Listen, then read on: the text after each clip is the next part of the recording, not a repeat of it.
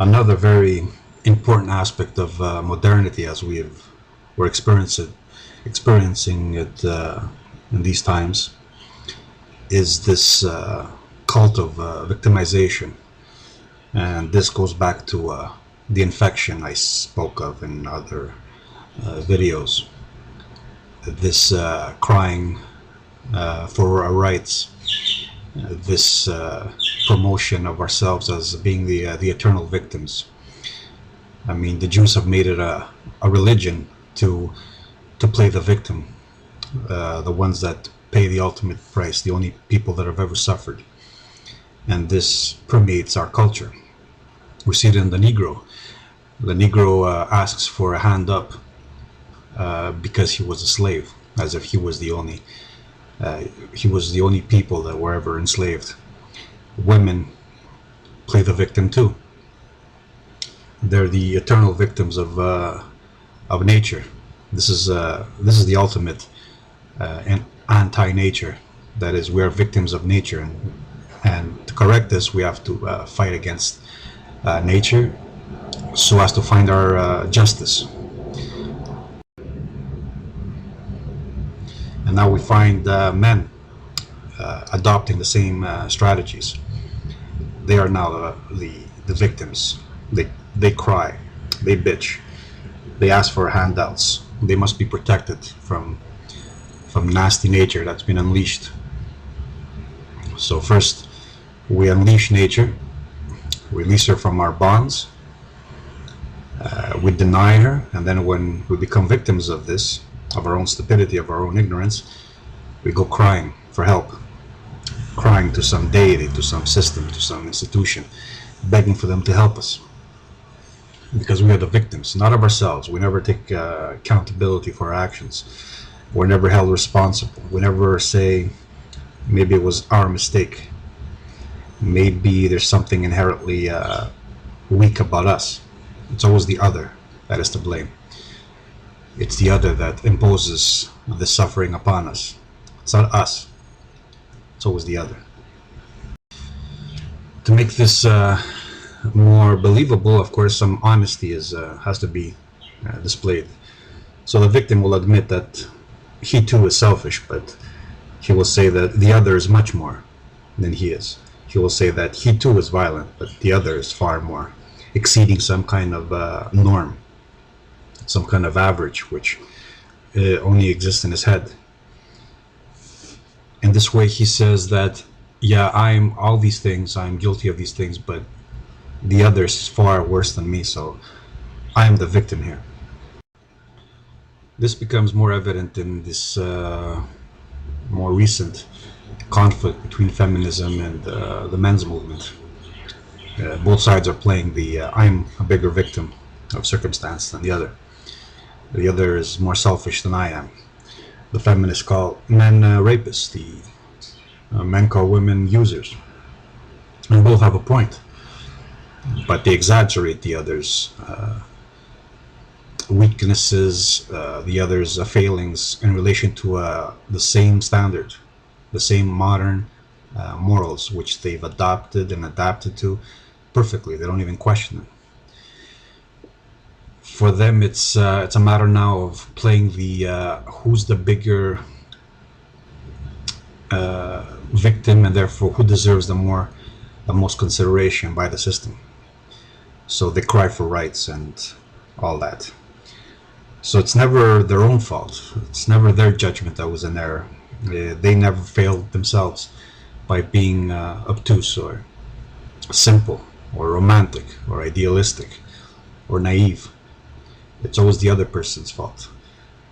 In the same way, if somebody sells us something that we never needed, it's his fault that we were duped into buying something we can't afford, let's say.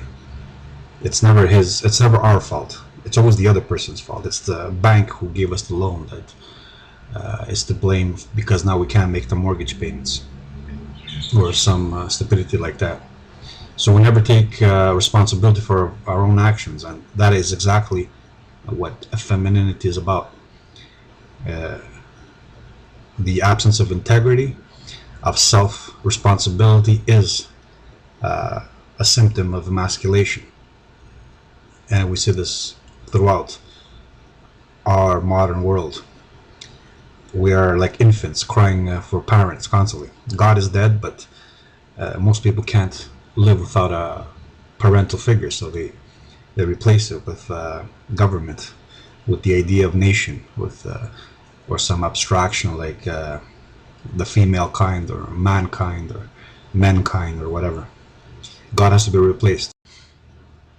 Of course, the truth is that we're all selfish, because all actions come from self, and therefore they're selfish. Even selfless actions hide a selfish motive, forced upon the individual by circumstances, by his own limitations, by his own mortality. So there's no such thing as a selfless act. There's always a motive. There's always a gain for the actor to act. There's always a selfish return. Now, different types of selfishness exhibit themselves in different ways. For female, manipulation and is more subtle, it's more indirect. With males, it's more direct, it's more forceful, it's more, let's say, honest. But the actions are always selfish. So blaming one side for selfishness and claiming the higher moral ground is, to say the least, a selfish act, and quite a childish one.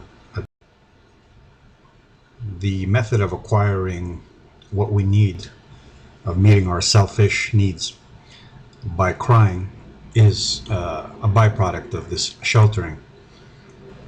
An infant cries to get its mother's attention, and now all we can do is this passive aggressive crying towards the system for help, for our rights, that we've been hurt.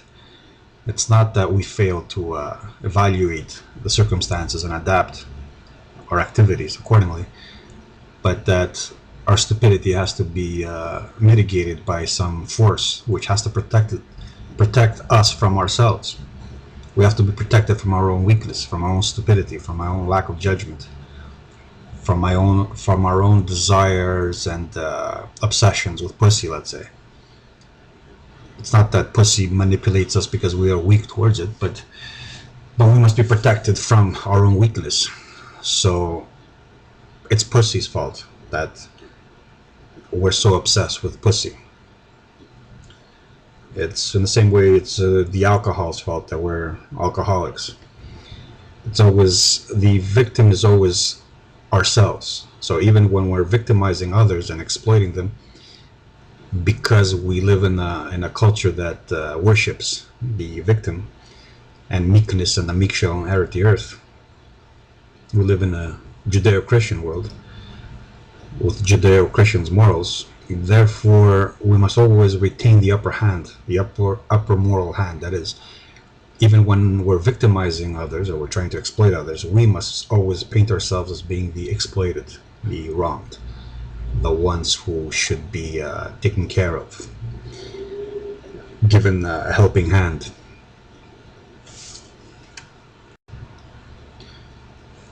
We also find in this debate over between females and men's rights groups, this competition over the state's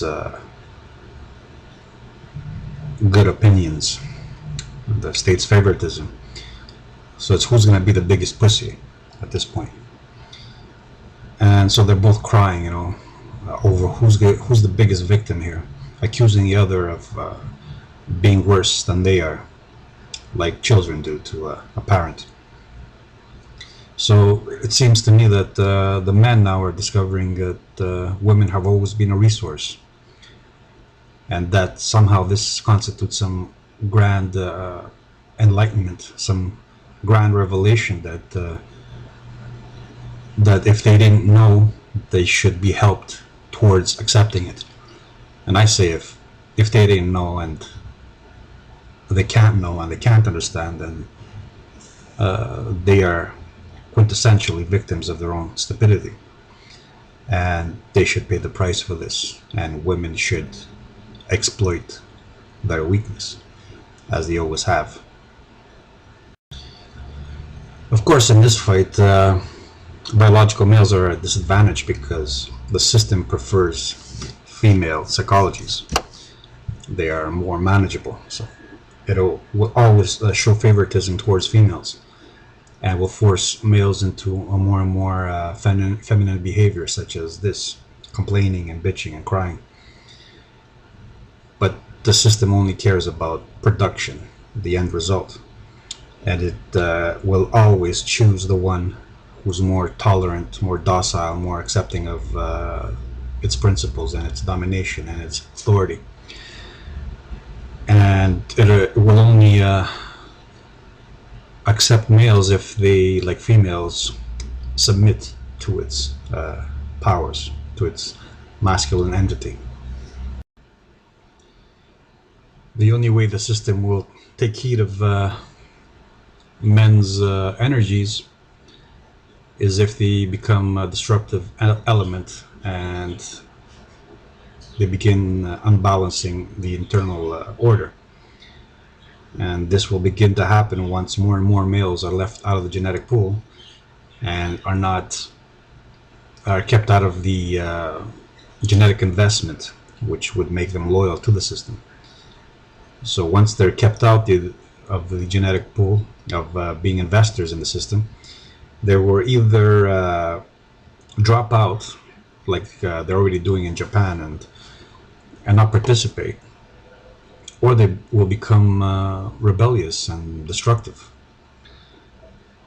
And this too is a possibility, although with modern systems of mass control, it doesn't seem to be taking effect. We see this docility still the norm. You don't see men exhibiting any stress outwardly. It's all internalized. This cult of victimization also is accompanied by a resentment towards anything that reminds the self of its essence as victim, anything that is superior to self, and anything that again that reflects this slavishness back upon itself. In the female movement and the masculine, the MRA movement, we see this resentment manifesting in an outward expression of hatred, or at least of annoyance towards the opposite group. So the male, feeling vulnerable to the female, hates her for making him feel that way. And because he's been disillusioned from his earlier romantic idealism, instead of blaming himself for being such a fool, he begins blaming women for not living up to his expectations.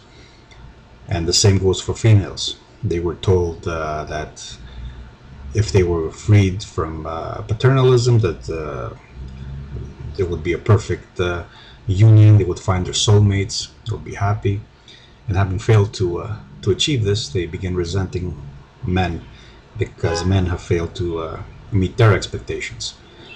Of course, all of it is supported by the fact that monogamy is the rule. Through peer pressure, through religion, through cultural ideals, monogamy still is imposed, or it's strictly regulated to control female promiscuity and male promiscuity. Heavy cost is placed upon its activities. Not so much for the female, but more for the male, who's more productive in that area. That is, he could change partners far more easily than a female would. So this imposition of a cost to male promiscuity is a way of curbing his this alpha male who could see the 100 women at the exclusion of all other males, to curb this and sort of restricted to more manageable levels. The cult of victimization, of course, is a form of retardation, as I've noted. It's the psychology of a child. And if you notice, children, they cry. When anything bad happens to them, they always cry. They're always complaining. They cannot and do not take responsibility for their pains. They always run to a parental figure, or they accuse the other of hurting them. So this is and you see this permeated in modern systems. The population is kept infantile, naive. It's retarded in its development. It's kept stupid. Whatever intelligence is equated to knowledge, the mindless repetition of information with no substance, no understanding. Specialization becomes the focus of the mind upon a particular subject at the expense of all other interests. That is, you can have a individual who's a specialist in one area and be totally ignorant in everything else. This I call a form of autism, systemic autism, where specialized forms come about but are totally inept in everything else. And so this also promotes codependencies. That is, the specialist in cars, let's say, must go to a specialist in biology, a doctor, to heal himself, and the doctor must go when his car breaks down to the car mechanic. But they never there's not enough time and not enough energy for them to explore anything else. The demands of their discipline forces them to be very precise and very focused and continuously reading up on newer developments in their fields. They're always upgrading their knowledge at the expense of everything else. So this suits the system because it creates minds that are first codependent, and second, never think outside their particular focus.